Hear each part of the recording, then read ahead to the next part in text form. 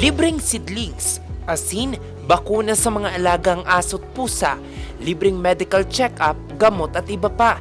Ilan lamang ito sa mga naging hatid ng pamahalaang palalawigan ng Pangasinan sa mga residente ng Urdaneta City. Bahagi ito ng patuloy na isinusulong na Gikonsulta Plus at Alagang Ang Galing program. Sa tulong kasi ng mga programang ito, na ilalapit sa mga residente ang mga programang lubos na mapapakinabangan. Tulong po ito sa amin, lalo na siyempre dito lang kami sa baryo. Ako, kurpis ako, saka lang ako pupunta sa bayan pag may pera. Mabuti nga ito na nakakaano din kami, nakakasali din kami. Malaking bagay po yun. Malaking ito tulong para sa amin ang mga mahihirap para pagka may nagkasakit, libre po yung mga pagpapagamot namin.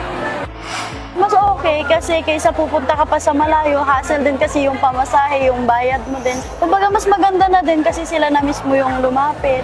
Bahagi ito ng nagpapatuloy na programa para matiyak ang isang matatag at malusog na Pangasinan. Jose Robert Inventor, RNG News.